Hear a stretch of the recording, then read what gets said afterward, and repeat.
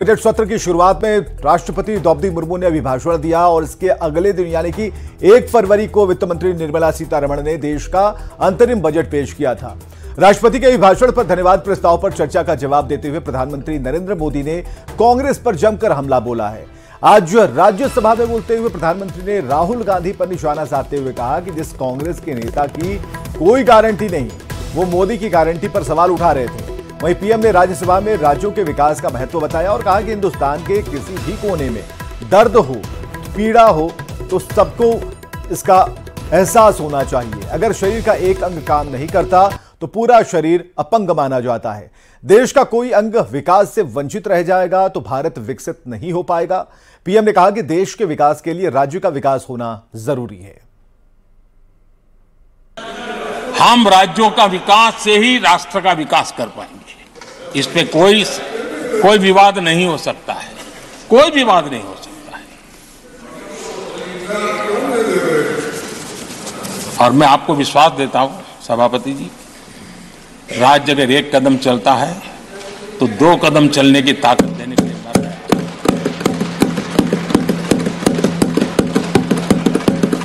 Cooperative federalism क्या होता है, और मैंने तो हमेशा कहा कॉम्पिटिटिव कोऑपरेटिव फेडरलिज्म। आज देश को जरूरत है कॉम्पिटिटिव कोऑपरेटिव फेडरलिज्म।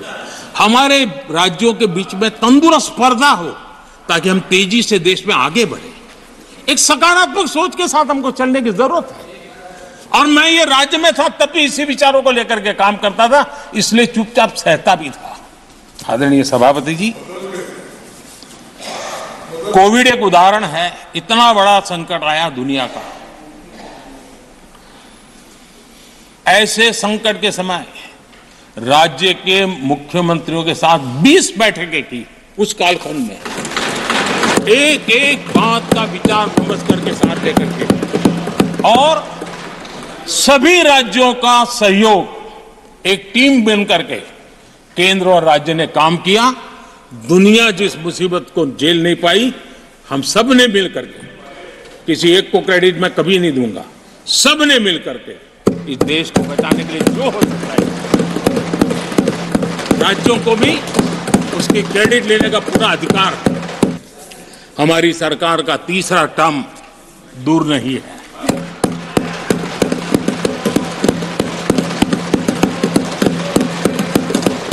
कुछ लोग इसे मोदी 3.0 कहते हैं। मोदी 3.0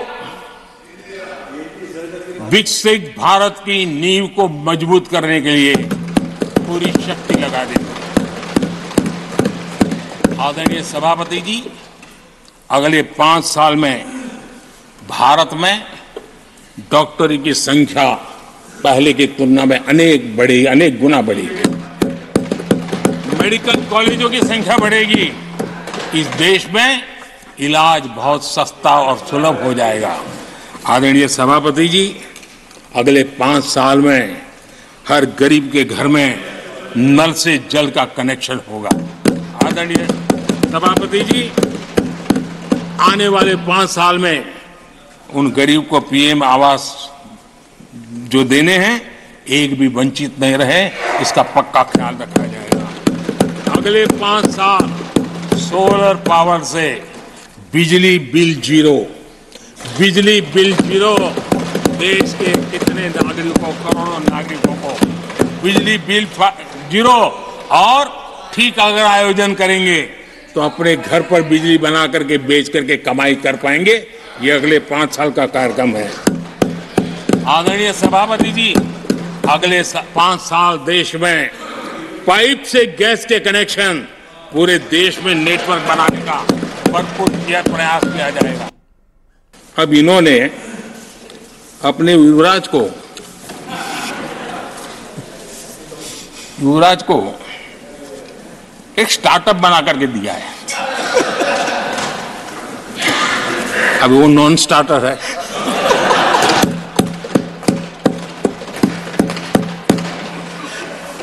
न तो वो लिफ्ट हो रहा है, न वो लॉन्च हो रहा है।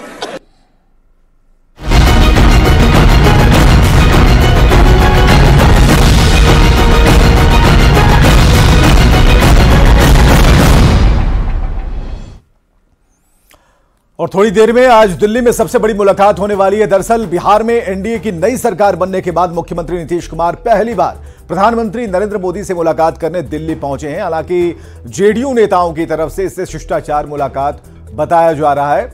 मुख्यमंत्री नीतीश कुमार का यह दिल्ली दौरा कई मायनों में महत्वपूर्ण माना जा रहा है और पीएम मोदी से मुलाकात के दौरान सीएम नीतीश कुमार बिहार को विशेष राज्य का दर्जा देने समेत विकास के कई मुद्दों पर चर्चा कर सकते हैं। इसके साथ ही बिहार में मंत्रिमंडल विस्तार और देश के मौजूदा राजनीतिक हालात को लेकर भी चर्चाएं हो सकती हैं।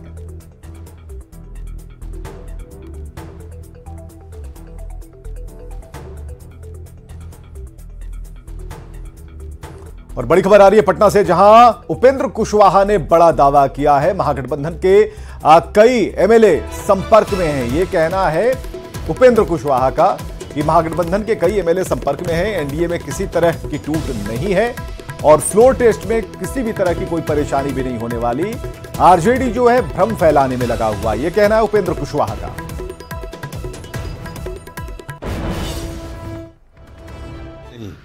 100% बहुमत है, जरूरत से ज़्यादा है, आवश्यकता से ज़्यादा है, इसलिए इसमें कहीं से कोई इफ बट नहीं है। भ्रम फैलाने वाले फैलाते रहें, मन में लड्डू पालना हो तो करते रहें, कुछ फर्क नहीं पड़ने वाला। कांग्रेस के लोगों को बाहर शिफ्ट किया गया है, कई विधायक कहने के बाद। कांग्रेस वही तो कह रहे हैं कि जो उधर कथित महागठबंधन के लोग हैं उनको अपने अंदर की परेशानी, उनके विधायक इधर उधर संपर्क में हैं, तो वहाँ कैसे अपने विधायकों को बचाएं। आरजेडी के लोग, कांग्रेस के लोग इस बात की चिंता करें। एनडीए गठबंधन में कहीं कोई नहीं है मामला, सब कुछ ठीक है। कांग्रेस के प्रदेश अध्यक्ष आरजेडी में टूट है क्या? टूट होने की आरजेडी में टूट होगी ऐसा हम नहीं कह रहे हैं, लेकिन कई लोग संपर्क में हैं क्योंकि वहाँ बेचैनी तो है ही। प्रधानमंत्री जी के नेतृत्व में इतना बड़ा गठबंधन बन गया है और आम जनता का इतना ट्रस्ट आज उनके ऊपर है कि महागठबंधन के जो भी माननीय हैं उनके अंदर तो परेशानी बढ़ी गई है ना। जेडीयू के कई नेता संपर्क में है क्या? नहीं उठा रहे, आप लोग के भी संपर्क में है क्या? बहुत लोग बात करते हैं। देखिए, हाँ, निश्चित रूप से आरजेडी और कांग्रेस के लोग, कई लोग संपर्क में हैं, निश्चित रूप से। कांग्रेस के दिल्ली में एनडीए नेताओं से मिलेंगे उपेंद्र कुशवाहा। खबर आ रही है कि दिल्ली में बड़ी मुलाकात होने वाली है। लोकसभा चुनाव को लेकर चर्चा होगी और सीट शेयरिंग को लेकर भी उपेंद्र कुशवाहा बात करने वाले हैं। तो दिल्ली में एनडीए नेताओं से मिलने वाले उपेंद्र कुशवाहा, और कहा जा रहा है कि लोकसभा चुनाव को लेकर चर्चाएं होंगी, सीट शेयरिंग पर बात भी करेंगे उपेंद्र कुशवाहा। भाजपा के शीर्ष नेतृत्व से भी मुलाकात होगी, बीजेपी के बड़े नेताओं। देखिए, मुलाकात तो जब जा रहे हैं और चुनाव का वक्त है तो नहीं होगी ऐसा तो नहीं कहा जा सकता है, लेकिन मकसद हमारा यह नहीं है कि हम जाकर मिलकर अभी सीट शेयरिंग के मामला में बात करने वाले हैं, ऐसा नहीं। लोकसभा चुनाव का समय नजदीक आते सीट शेयरिंग का मुद्दा इन दिनों काफी चर्चा में आ गया है। एनडीए में भी सीट शेयरिंग को लेकर हलचल तेज है और सीट शेयरिंग के मुद्दे पर जेडीयू के मुख्य प्रवक्ता केसी त्यागी ने कहा कि जेडीयू और बीजेपी के बीच सीटों के तालमेल पर कभी भी विवाद नहीं रहता है। सीट शेयरिंग पर बीजेपी का जो रवैया है बहुत ही सकारात्मक रहता है। क्या कार्यक्रम होगा नीतीश कुमार का दिल्ली में? नहीं, वो 2 दिन यहां रहेंगे। प्रधानमंत्री से और गृह मंत्री से उनके मिलने का कार्यक्रम है, पार्टी अध्यक्ष नड्डा जी से मिलने का कार्यक्रम है, और यूं भी नई हमारी गठबंधन की सरकार बनी है तो शिष्टाचार के नाते एक ये रवायात भी हैं, रस्में भी हैं जी। तो वो दिल्ली में 2 दिन का उनका प्रवास है। तो आपने कहा कि शिष्टाचार मुलाकात है, और जो जब 2 राजनीतिक तौर पे लोग मिलते हैं, राजनीतिक लोग मिलते हैं तो राजनीतिक बातें भी होती हैं। लोकसभा चुनाव नजदीक है, सीटों के तालमेल से जुड़े मसलों पर भी बातचीत होगी, और दोनों पार्टियां कहां खड़ी हैं सीटों के मसले पर? हमारे और भारतीय जनता पार्टी के बीच में कभी भी सीटों को लेकर विवाद नहीं रहा। राजनीतिक मुद्दों पे 1-2 विषयों पर हम असहमति रखते हैं, लेकिन सीट बंटवारे को लेकर के भाजपा का रवैया बहुत सकारात्मक रहता है। 2014 में हमारे 2 लोकसभा एमपी थे जी। 19 में हम इकट्ठे मिलकर चुनाव लड़े, 17 सीटों पर वो, 17 सीटों पर हम। उन्होंने अपने 5 जो सांसद हैं सिटिंग जी, उनके टिकट काटे और किसी प्रकार का व्यवधान सीटों के बंटवारे को लेकर के नहीं हुआ। नड्डा जी से मिलेंगे, हो सकता है कि ये प्रश्न भी आए, लेकिन हमें कोई चिंता नहीं है, कोई उलझन नहीं है। सीटों का मामला बहुत प्रेमपूर्वक तरीके से सलटा दिया। बिहार के कांग्रेस विधायक आजकल हैदराबाद प्रवास पर हैं। आलाकमान के निर्देश के बाद उन्हें हैदराबाद शिफ्ट किया गया है और आज विधायकों ने श्रीशैलम में भगवान के दर्शन और पूजन किए हैं। ये तस्वीरें आप देख पा रहे हैं। ये पहुंचे थे हैदराबाद में, जहां पर कांग्रेस विधायकों को ठहराया गया है और श्रीशैलम में बिहार कांग्रेस के विधायक पहुंचे थे दर्शन और पूजन के लिए। तस्वीरें आप देख पा रहे हैं।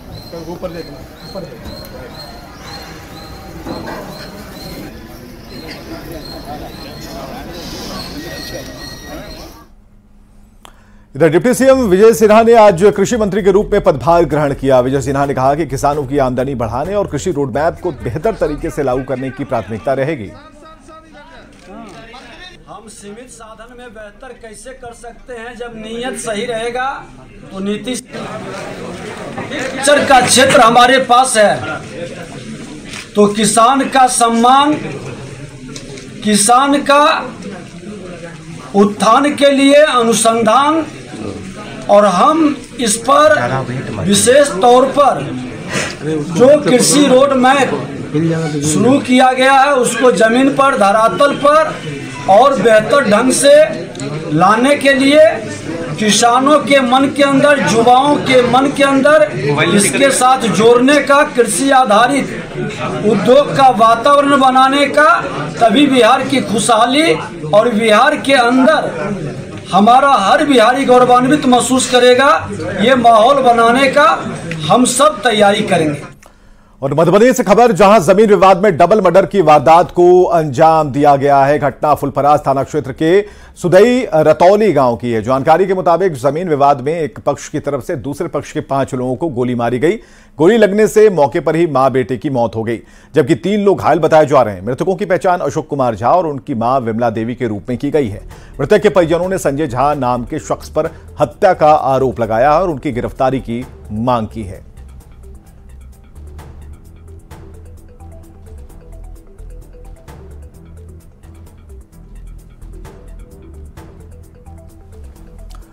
और बाढ़ से बड़ी खबर, मराठी गांव में 2 जेवर दुकान में लुटेरों ने लूट की वारदात को अंजाम दिया है। लुटेरों ने दोनों दुकानों से न केवल लाखों रुपए के गहने बल्कि सीसीटीवी भी तोड़कर उसका डीवीआर साथ ले गए। वहीं पुलिस ने एक ऑटो से भरी भारी मात्रा में चांदी के गहने बरामद किए हैं। पुलिस पता कर रही है कि बरामद किए गए गहने लूट के हैं या फिर किसी दूसरे के हैं। इधर लूट की वारदात से व्यापारियों में आक्रोश है।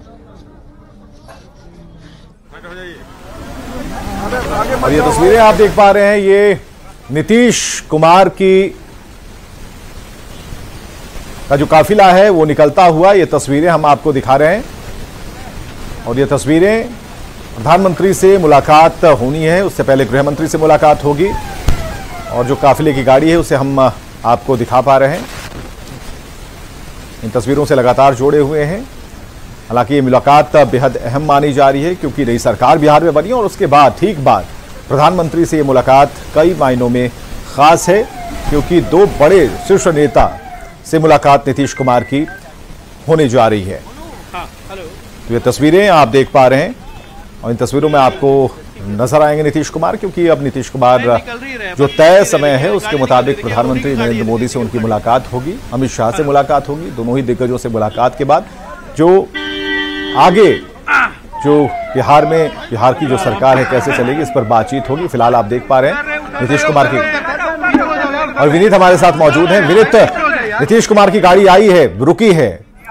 यहाँ पे हालांकि मीडिया से पहले बात करने का मन बनाया था, लेकिन अब जो है नीतीश कुमार मीडिया से बात नहीं कर रहे और यहाँ से तो ये तस्वीरें बात नहीं कर रहे हैं और यहाँ से वो निकल चुके हैं, यहाँ से प्रधानमंत्री आवास के लिए। आप यहाँ से सीधे देख सकते हैं कि नीतीश कुमार जो है वो प्रधानमंत्री आवास के लिए निकल चुके हैं। आप देख सकते हैं कि सीधी तस्वीरें दिखा रही है जिसमें नीतीश कुमार जो है वो निकल चुके हैं। आप सीधी तौर पर यहाँ पर आप देख सकते हैं कि उनकी जो गाड़ी है वो यहाँ से निकल गई है और वो जो है वो प्रधानमंत्री आवास के लिए निकले हैं, जिसमें वो प्रधानमंत्री नरेंद्र मोदी के साथ जो है वो मुलाकात करेंगे। जो जानकारी हमें मिल रही है उसके अनुसार 4:30 बजे प्रधानमंत्री से उनके मुलाकात का कार्यक्रम है और उसके बाद 5:30 बजे वो केंद्रीय गृह मंत्री अमित शाह के साथ मुलाकात करेंगे और उसके बाद 6:30 बजे बीजेपी के राष्ट्रीय अध्यक्ष जेपी नड्डा से उनके मुलाकात का कार्यक्रम है। तो चलिए, बहुत बहुत शुक्रिया हमसे बातचीत करने के लिए, तमाम जानकारियों के लिए, तस्वीरों को